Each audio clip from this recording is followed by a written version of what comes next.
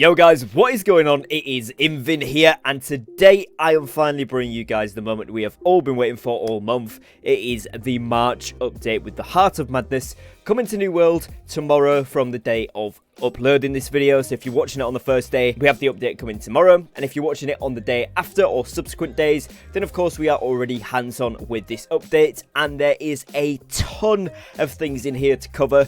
So what I'm going to do is go through it, basically give you guys a summary and reiterate some of the most important points from it, because there is a lot to cover here. Now, of course, most of you will know by now it's introducing the Blunderbuss, which is the brand new weapon, which is going to be an int and strength ranged weapon, or short to mid-range weapon, we'll say. Then we've of course got the new expedition, which is the Tempest's lair, where you go inside and explore the mind of corrupted Isabella, and more it says on here, which we know is including a ton of other content, things like Rafflebones, who is the roaming boss, and such of that nature. So without further ado, we're going to jump into this. We're going to go through all of what we're going to be expecting to see, and of course I'm going to go over when this update actually drops. Now, if you do go on to enjoy this video and you want to see more New World content, do be sure to hit the subscribe button down below, and if you do go on to enjoy the video as well, please do drop me a like, because it massively helps to support my content. Without further ado, let's jump into it. So firstly here, of course, we have the main storyline finale quest, and of course the Tempest Heart expedition, which kind of links into this segment or arc, if you will, of the story. This one is of course where it takes you through the twisted capital city of Mirkgard, and you can discover the secrets of Isabella's past while taking a deeper dive into her corrupted mind. It's a very, very cool expedition. I've played through it a handful of times because I didn't want to spoil it too much, but I did want to test it in the PTR to bring you guys the most up-to-date info. And as you can see from some of the images here, it is very, very cool looking. The bosses are amazing. They work really, really differently to many other things that we've seen. And, you know, little spoiler maybe, but that is a very cool image. And as you can see, the architecture of it is very, very cool, and it's a very unique dungeon to something we've seen before. So it's very exciting, and of course, obviously, we'll want to get hands-on with that. If you didn't see yesterday's video about the new legendary gear set drops that are available through this, it's definitely something all of us are going to want to run. Now, of course, with this as well, we've seen the Blunderbuss added. Again, a couple of weeks ago when this was first announced and added to the PTR, I did do a video covering the Blunderbuss in full and all its abilities. So if you do want to watch that one, that will be linked on the end screen of today's video, so you guys can check it out. It's exactly the same now. They haven't changed any of the abilities. They've just changed a few of the damage values and the bullet spread and the amount of pellets on the regular attacks, etc. But I'm sure we'll get onto that in just a moment as well. And again, with the Blunderbuss, this is inside the Tempest Heart expedition, this image here. This one is another one that they use for the promotion, and it just looks cool and feels cool to use. And do be aware as well, there's going to be a double XP weekend or few days or whatever coming up soon. If it's not mentioned in this, I will cover it once that is announced as well, but that will include double weapon XP for the Blunderbuss. So you'll be able to level this one up pretty quickly if you do get hands on with it. So again, I will address that as we get to that news as well. Now, in terms of world experience, this one is a pretty big one. Most notably, your Vista views. These are 2 easels which can be found in each territory. Upon interacting with these easels, players will be given a painting of the view for their house. It is literally just a collectible thing, but it is very, very cool, and it's something I'm certainly going to be going for. I'm sure a lot of players will enjoy this type of collectible feature, so that has been added. Also, Rafflebones the Collector. This guy's the big one. There is some other ones here that we're not going to go over in today's video because I have covered them previously, but essentially they're going to be roaming bosses in certain zones. Rafflebones, however, will spawn in all types of different zones, and we will have 45 seconds to kill him when you see him. Now, every time you kill him, he will drop you a named weapon, and if you're a level 60 player, you will also get an obsidian gypsum for him from a kill of any level. But if you find Rafflebones in a zone of level 60 or above, he will also award you 500 Umbral Shards on a successful kill, which is going to make him a very high priority target. But I think it's going to be quite difficult. From what we've seen and heard so far, he's a little bit of a challenge. So we'll be on the lookout for him and hunting him down, because 500 Umbral Shards is no joke, and that is going to be really, really cool. Now, in terms of the open world, there's some big changes that we've seen here. Most notably, doubled the storage bonus for all tiers of storage chests. Chests that used to provide 200 weight of bonus storage now provide 400 weight, and so on and so forth. So 300 to 600, 400 to 800, etc. They've adjusted the description of the storage chest to indicate that the better benefit they now provide. They've adjusted descriptions on the trophies to better clarify the actual benefit that these items provide, which is great, it gives us a bit more clarity. Also, durability loss has been updated, so now only your equipped items will take durability damage when you die. This is a massive thing, because a lot of us were getting quite annoyed when we got dropped through the dungeon if you subsequently died, especially in those later mutation versions where you can accidentally go down. It was taking durability loss, or if you're having a second set on you for whatever reason, again, durability loss there. Now, no more so. Just the equipped items, which is really, really good, and that does exclude tools as well, from what I believe, which is really cool. Now, this one is a massive one again, territory storage. They have removed the cost associated with moving items between different territory storages, and your faction no longer needs to own both territories in order to transfer items between the storages. Essentially, you can freely move stuff wherever you want to on the map, and you've obviously got double the storage you had before, with any additional chests, so you're going to have on average maybe 400 to 800 extra kilograms worth of storage, so that's actually pretty cool. Being able to move stuff around freely as well is going to be amazing. So storage is really taking a big QOL buff this patch. Also, player-to-player collision, this is a big one for a lot of people, has been removed from open world, expeditions and invasions. No mention of 50v50 wars there, no mention of OPR, so of course in those PvP environments you're still going to see it. However, in those other environments there, we're not going to have collision, which is amazing.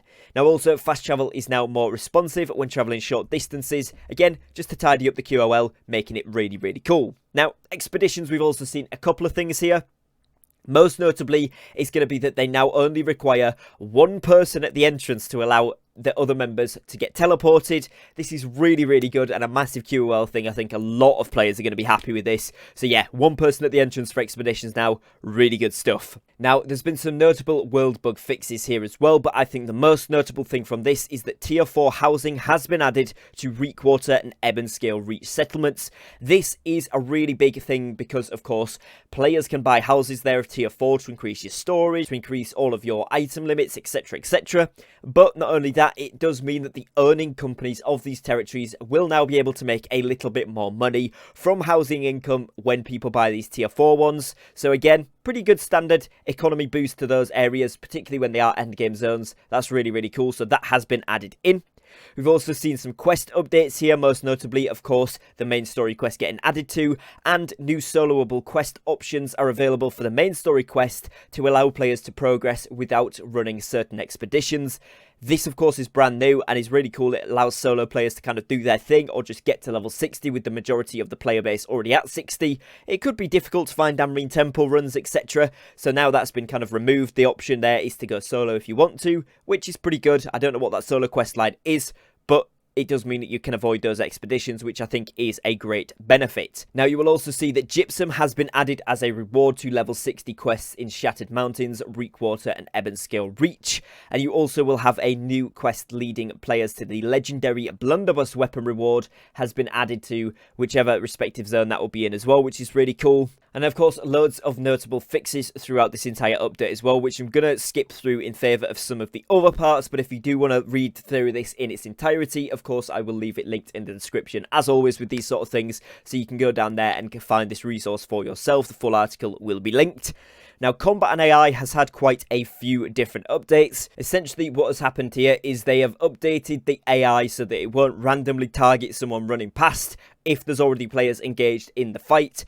And also, when they respawn, there is now a grace period on that for 5 seconds, which means they won't automatically spawn in and hit you just as you're about to get that chest, which has been happening to a lot of us for quite a while. So that's a great change. You're going to see many AI enemy updates across the board all around here, but mainly what we're looking at here is the Expedition AI and, most importantly, the Garden of Genesis Blighted Greenskeeper. Basically, the issue that caused players to sometimes be killed who are behind the boulders has been gone. Also, the group wipe ability to kill players who were already in death's door, so players who were downed, that's been fixed as well, so you won't get wiped twice and just instantly die even without a res. And then also, the players who were downed by the Blighted Greenskeeper's group wipe ability to be permanently slowed, that has now been fixed too, as well as the animation for interacting with the Azoth sapling in the Garden of Genesis could stutter and fail randomly, that has now been fixed, so it should be a lot smoother, especially on these mutated runs. Now, speaking specifically about mutations and mutated AI, the difficulty of the elite named AI has been tuned down, while bosses have been tuned up. Tooltips for major curses no longer appear on mutated difficulties less than 9, as obviously that is where they first appear. And then they fixed some specific issues in mutations with Desiccated and Eternal. Then we're moving on to combat here, where we've seen the road speed buff is now applied to players using emotes that allow movement, so you can actually go a bit faster while emoting if you really want to. Weapon sheathing here, we've seen fixed an issue where the sheath and unsheath animations for weapons would loop if the player started or stopped moving while one was playing. Now that won't happen, and they've also fixed an issue where the player's weapon would remain equipped instead of sheathing when in the prone position. Now, a big one with the weapon and combat side of things for a lot of players is the ammo update. You now have infinite ammo, which replaces tier 1, so this will of course give you a 1x damage modifier. So for those of you that have been asking and worrying about this, of course the tier 5 Orichalcum cartridges or arrows are still going to be your best option for that 1.2x damage, but you will have access to infinite ammo in every type of content, not just OPR for example, but it will be just 1x damage, previously equivalent to Flint, so it's up to you whether you want to use it. Most notably as well with this, you're going to see that the increased maximum stack count for ammunition has gone from 500 to 1000, meaning that players can buy and stack more together, and also ammo weight has been removed, so for those of you that are able to craft the arrows and bullets of the Orichalcum variant, I'd be getting on that because you're going to make a fair bit of cash. Now, weapon updates, this is probably going to be one of the biggest, juiciest sections of this entire patch notes. A lot of players want to know about this, so I'm going to go over this in a fair bit of detail. Bow, they've basically just fixed an issue where the bow status effects could not be extended via perks or other bonuses, and that's it. The Fire Staff, they fixed an issue that prevented players from interrupting repeated light attacks with a block. And they've also updated Burning debuff to be applied by several Fire Staff abilities. So it has increased the tick rate from 1.5 to 1 seconds. They've decreased the maximum stacks from 10 to 5. They've increased the damage per stack from 3% to 6%. So obviously you've halved the stacks, but you've doubled the damage. So it's the same difference there. And they have updated the tooltips, obviously, to reflect this. Burnout, this ability now ends if it traverses into deep water. This is a theme you will see throughout all weapons, no traversing into deep water with those pesky little movement abilities. They've got rid of all of that stuff, so do bear that in mind. Any great axe charges, rapier charges, anything like that, no more through the water. And of course, Flamethrower, then we've seen the item perk of Accelerating Flamethrower, where they have fixed an issue with this perk that it did not scale its potency with gear score. Now it will. The Great Axe, we've simply seen a couple of changes here which have been adjusted detection volume to prevent exploits between dueling players, and changed charge so that this ability now ends if you go into the deep water. Again, like I said, common theme. So other than that, it's still going to be a very powerful weapon, particularly looking at Insatiable Gravwell. We're still going to be seeing that Bruiser meta from what it looks like there. We've seen the Hatchet Raging Torrent. Raging Torrent item perk has fixed an issue where the initial attack of Raging Torrent was not triggering the cooldown reduction from this perk. And we've also looked at Feral Rush, particularly Energizing Feral Rush, where they've fixed an issue where this perk would not apply the stamina gain on both hits of Feral Rush. Now it should do, and Feral Rush now ends, obviously, if you're going into that deep water. Now, Ice Gauntlet, you've seen quite a few changes here. This one, mainly heavy attack. They've fixed an issue where the heavy attack could be charged with insufficient mana, and now instead a light attack will be performed instead if you don't have enough mana for that heavy. They've fixed an issue that prevented players from interrupting repeated light attacks with a block. Again, same as the Fire Staff. Entombed, they've changed the Healing Tomb perk, where they have fixed an issue that prevented this perk from functioning properly if the player exited the Entombed state by dodging. Heavy Freeze, they've fixed a typo in the description, just something there. Ice Spikes, they've fixed an issue where the Mighty Spike visual would not appear in some circumstances. Now it will, so it should be easier to see kind of where you're actually going with this and what you've been hit by. And finally, Wind Chill here, they have fixed an issue where this ability could trigger the Defiant Freeze passive, even when cancelled. So now it should be much more consistent. Again, Life Staff and my healers out there, we've seen a fair few changes here. So this one, we've seen Orb of Protection, where they have fixed a text error with the tooltip that it stated it healed for 10% of weapon damage when it actually healed for 8%. Actual healing values were not changed, but the text was corrected.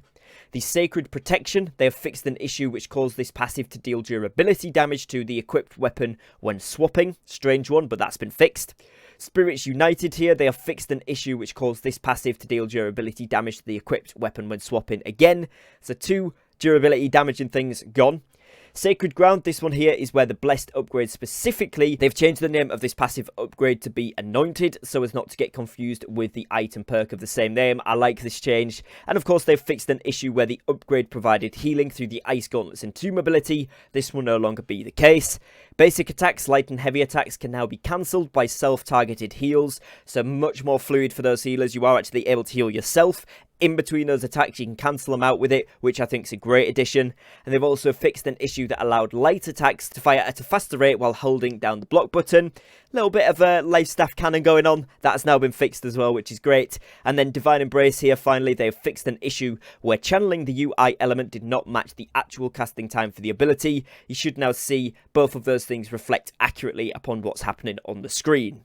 Now, Musket, this is, something a lot of people have been wondering about. Essentially, we've had Shooter's Stance. They have fixed an issue where Shooter's Stance was increasing the meter of the censored mutator if the player entered and exited the stance without the ability going off. It will now only increment the meter after the first shot is fired. So essentially, for those of you that don't know, the censored is the bar at the top that fills it up. And when it gets to the top, it spawns an area of silence debuff around the players. So that no longer doesn't get triggered by in and out of Shooter's Stance without actually firing the shots. And also Marksman here, they've fixed an issue where this upgrade was not functioning properly. They've also changed Back It Up to fix an issue where the passive was disabled while using Sticky Bomb.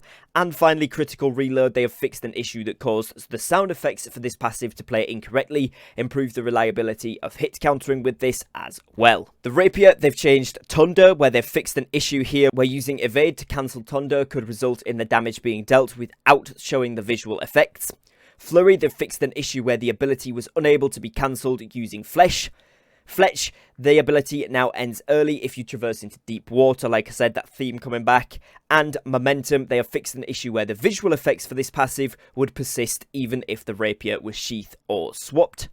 Sword and Shield, we've seen Leadership fixed an issue which caused this passive to deal durability damage to the equipped weapons when swapping. Again, lots of tidying up with this durability stuff, which is great. Leaping Strike here, this ability now ends early if you go into deep water. And Counterattack fixed an issue that caused this ability to stop functioning and display 0 seconds for all of its values. So again, more reliable with the Sword and Shield overall, which is great.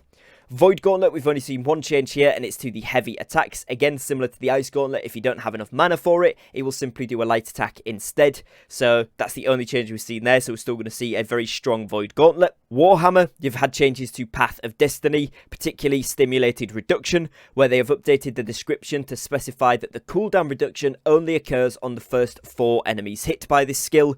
They've also looked at Mighty Gavel and the Justice for All here, where they've fixed an issue that caused the second hit to refresh the cooldown of the ability, and as well Outnumbered, where they have fixed an issue that prevented this passive from functioning when its conditions were met. In other words, when it should have been functioning and it wasn't before. So again, Bruiser's still looking pretty good. Now we've seen some decently important item changes here now.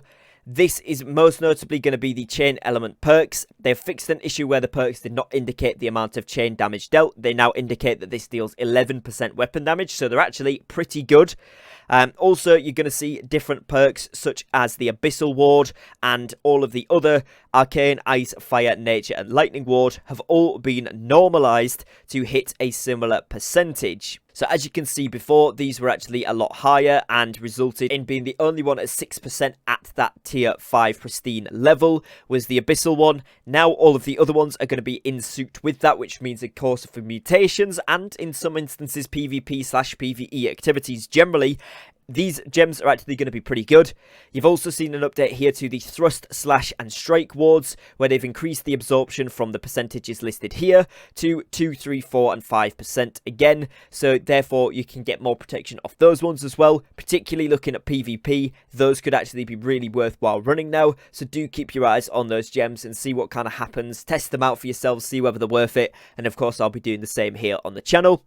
Now, most notably from these other two, it's going to be Bloodletting and Burning have had an increase on the duration bonuses to 10 to 30%, up from 5 to 15%. You've also going to see Divine has been fixed, and Retaliate, this perk has been reworked from giving a damage bonus for 3 hits after being hit 3 times to giving a 2-second damage bonus after getting hit 1 time. So Retaliate could actually come right up the ranks to be something which is really, really good now. It's going to be a great damage booster, and every 2 seconds you're going to be able to get a damage buff for quite a decent percentage. So I would certainly keep my eye on Retaliate if I'm looking at, you know, best in slots and I'm one of those top PvP players. Do not sleep on Retaliate after this change. It's going to be really, really beneficial and very powerful. So do keep an eye on that. General combat bug fixes. Obviously, we've seen other, like, sort of quality of life and polishing done. And then we are into the game mode updates. Most notably with this one, of course, game mode items such as the Outpost Rush consumables will now auto-equip into your hotbar. Great little QOL thing, and players can now queue for wars and invasions from their map. Again, amazing QOL thing, something I've been wanting for ages, and most of the player base has been harking on about. So finally, we can do this from the map. Also, you'll see in Elite Boss Arenas, they have increased the quality and quantity of the rewards that players will receive from the reward crashes granted from the Elite Bosses, and you will also get 50 Umbral Shards for completing these, so they're actually going to be pretty worthwhile doing now, which is great. Also here with the wars, defenders will no longer be able to spawn on points A, B and C. They can only respawn inside of their fort. This is a huge change. It's going to massively affect the way that wars work, how the balance goes in terms of the fights, and a lot of the strategy that most teams, if not every single team in the game, was using, because all defenders will now have to respawn inside of the fort instead of in and around the point. Now, of course, it is also going to change the attack strategies and such, but this is going to be a really crucial thing, so do bear that in mind. Whatever environment you're in terms of the wars, whether you're a war leader, you're someone who comms, or you're just someone that likes to get involved, get stuck in and do damage, bear that in mind. Regardless of which side you're on, that change has taken place. Now again, they've also improved the quality and quantity of the rewards from wars, so hopefully we can start to see some better items out of these. And again, the same with invasions. Now Outpost Rush has had a couple of changes. They have removed the down state from Outpost Rush, so players will now just immediately die. You will also get the credit for killing a player now instead of the person who kills the enemy, instead of putting them down, etc. It's just got rid of that whole messy situation. If you do the final blow to somebody, they die instantly, you get the points for it, job done. Players will now receive some credit score for contesting a control point, which is great, and teams can now see enemy progress towards a corrupted brute token on the map. So, in other words, it's encouraging more objective-based play from most players. Again, great additions. I really like that change. Excited to see it implemented.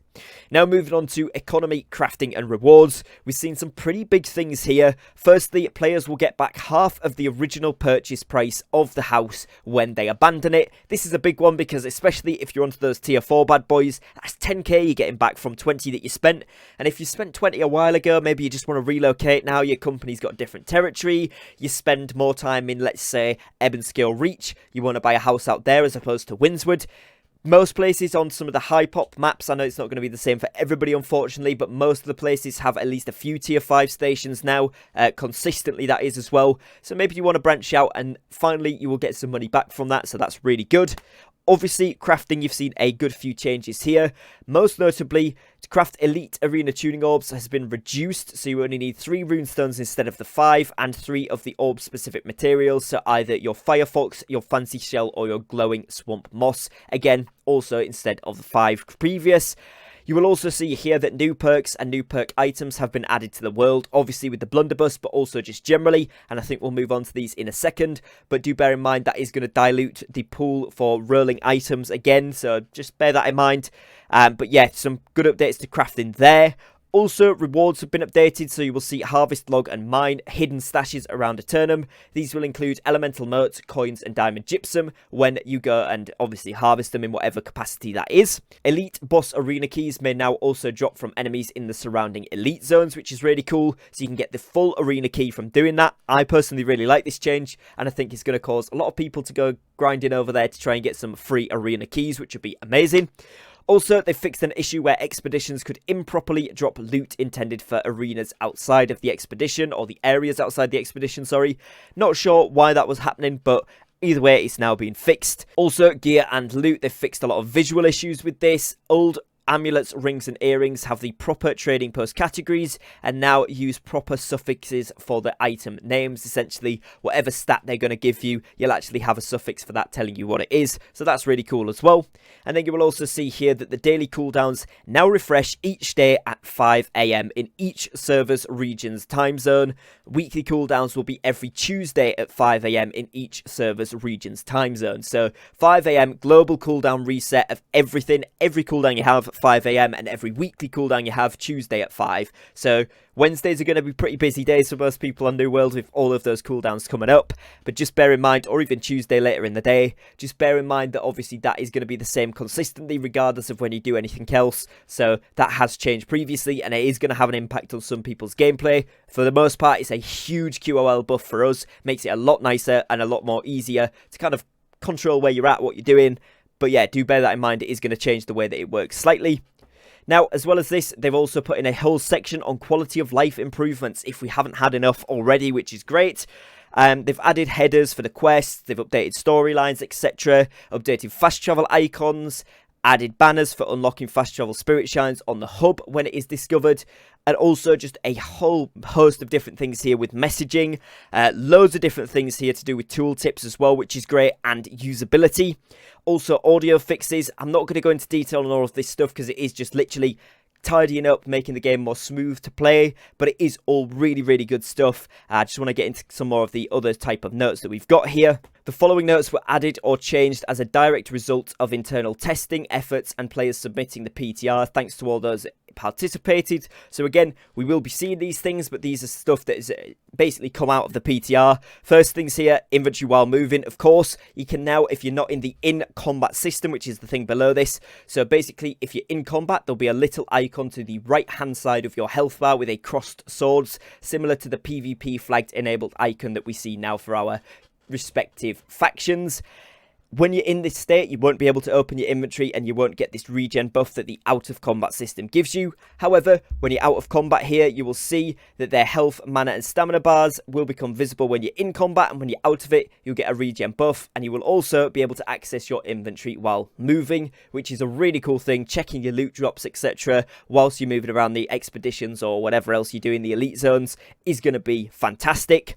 Out of combat healing, the specifics on that then, you gain 40 health per second, mana regeneration rate is increased by 100%, and food buff healing effectiveness is increased by 150%. This bonus applies only to the longer duration healing buff and not to the shorter buff that ends early if damage is taken, so it's actually just to the 1% per minute or whatever it is before.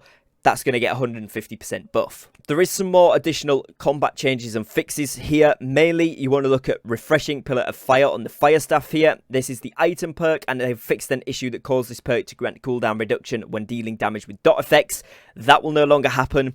And next thing here that you want to look at is the Petrifying Scream. They have reduced the duration of the root from 2 seconds to 1 second. So bear that in mind. If you are going to get hit by Scream, it's now a 1 second root instead of 2. Half the time it was. A lot more beneficial to those that get captured by it, but it's still going to be very useful and powerful. So just, still watch out for these Void Gauntlets, but slightly less stun and root from them, which is great. You can now sign up for Outpost Rush from anywhere by pressing Escape and going into the Modes tab. Of course, this is the start of the Modes tab. We know there's going to be an unofficial or practice mode version of Invasions and Wars as well. These are not in the game yet, but we can sign up for OPR from anywhere, which is fantastic. Now, the next big thing that we're going to see here is that the daily faction mission token rewards have been increased by 5x. That means for the first 3 faction missions you do per day, as well as getting 10 times the amount of gold, you will also now get 5 times the amount of faction tokens. Again, I would recommend Reekwater, Ebonscale Reach, Shattered Mountains or Eden's Grove.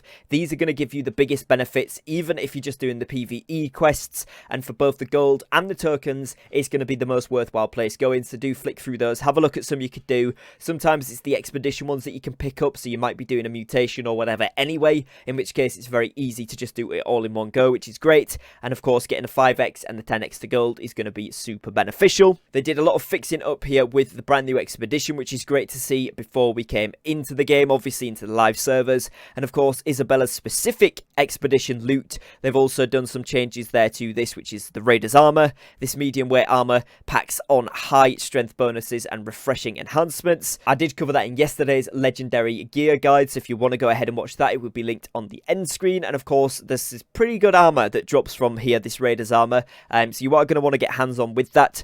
Also, you will see Surgeon's Ring. This is where you wield void powers and add critical hit chance using any weapon when this ring is yielded or equipped. This sounds pretty cool. I definitely want to check this out. This looks really, really cool. And of course, Blackguard's Void Gauntlet, which is the heightened odds of critical hits, augmented with Plague, makes this Void Gauntlet worthy of the Blackguard. So again, a very cool sounding one, and when we can get hands on with this, have a look what they're actually about, this is going to be pretty exciting. Now, as well, we've seen some more general fixes, some more social fixes, and more UI and UX. But again, just general polishing of the game there, and that is pretty much going to sum up the whole notes. Now, I know this is quite a long video, but hopefully you guys have enjoyed it and found it useful. I just wanted to cover all of the important points, specifically, you know, the weapon balancing, but also some of the biggest punchline points from throughout this update.